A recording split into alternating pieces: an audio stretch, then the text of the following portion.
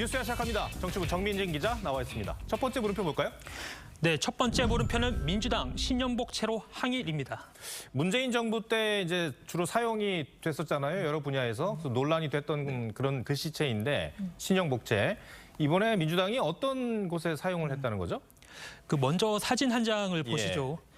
이거는 한일 정상회담 다음 날 열린 민주당의 최고위원회의입니다. 이 커다란 태극기 아래에 이 국민의 자존심을 짓밟지 말라는 문구가 새겨져 있습니다. 이날 민주당 지도부는 한일 정상회담 결과를 두고 제2의 경술국치이자 이 삼전도의 치욕이라고 강도 높게 비판했습니다.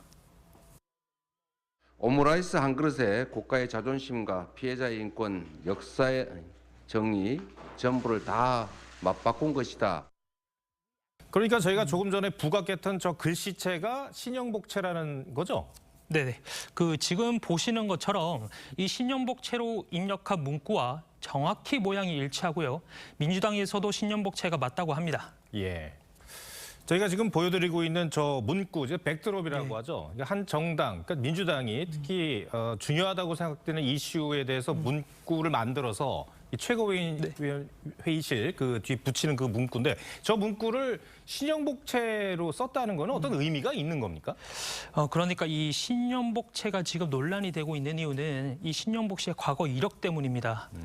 신 씨는 1968년 북한과 연계된 이 통일혁명당을 조직해 이 간첩 혐의로 체포돼 무기징역을 선고받았습니다. 1988년 사상 전향서를 쓰고 20년 만에 특별 석방이 됐습니다. 그런데 출소 후에 전향서는 썼지만 이 사상을 바꾸지 않았고 통일혁명당에 가담한 것은 양심의 명령이라고 해 논란이 일었습니다. 전향하지 않았다라는 것인데 이 대한민국의 정체성을 부정하기 때문에 우리 사회의 위협이 될 수밖에 없겠죠. 문재인 전 대통령을 비롯한 야권의 시각은 좀 다르죠? 네, 그렇습니다. 문재인 전 대통령은 대선 때부터 이 슬로건에 신년복채를 썼고요. 신 씨를 가장 존경하는 사상가라고 여러 차례 밝힌 바 있습니다. 제가 존경하는 한국의 사상가 신영복 선생은 겨울철 옆 사람의 체온으로 추위를 이겨나가는 것.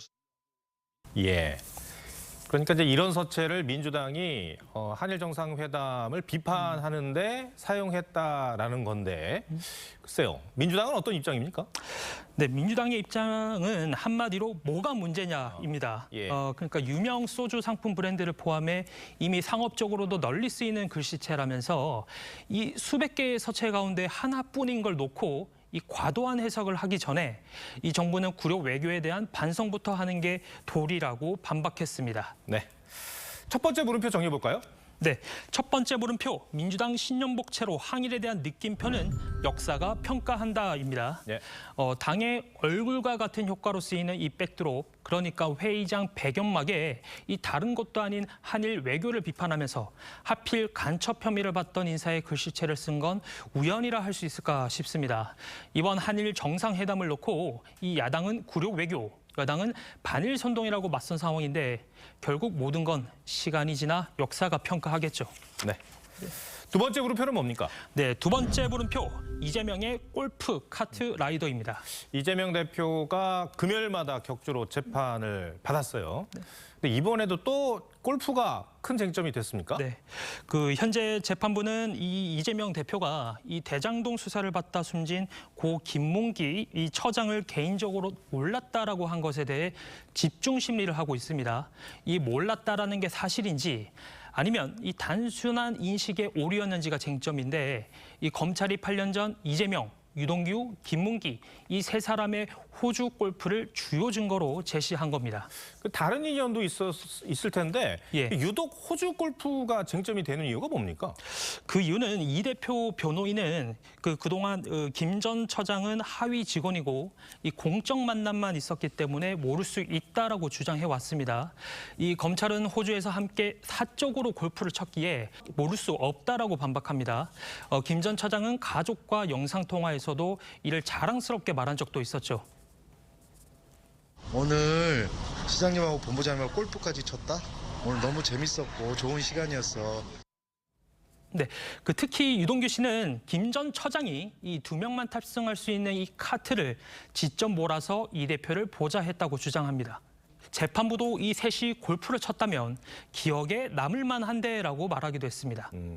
이재명 대표 측은 입장이 어떻습니까? 네, 이재명 대표 측은 이 대선을 앞두고 이 골프 사진은 조작이라고 주장한 바 있습니다.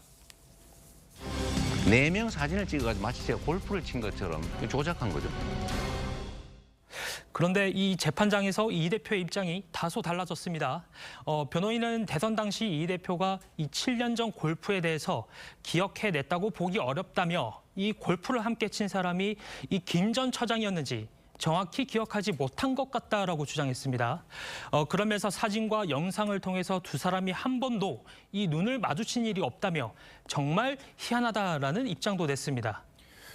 호주 출장 영상의 경우 저희도 단독 보도를 해드린 적이 있습니다. 보면은 어떻습니까, 실제로? 네, 저희가 그 영상 2시간짜리 분량인데요. 예. 꼼꼼히 한번 확인을 해보니까요. 네. 이 김 전 차장은 출장 내내 이 대표 지근거리에서 수행을 했고요. 이 대표가 김 전 차장을 바라보며 이 농담을 건넨 모습도 나옵니다. 안에 가면 천년무공 고사리들 많이 있습니다. 사람으로 변신한 거. 네, 알겠습니다. 두 번째 물음표도 정해볼까요? 네, 두 번째 물음표, 이재명의 골프 카트 라이더에 대한 느낌표는 434억보다 귀한 진실입니다. 선거법 재판이 중요한 이유 중에 하나가 만약 이 대표가 벌금 100만 원 이상의 유죄 판결을 받을 경우 이 434억 원이 달하는 이 선거 보전 비용을 반환해야 하기 때문입니다.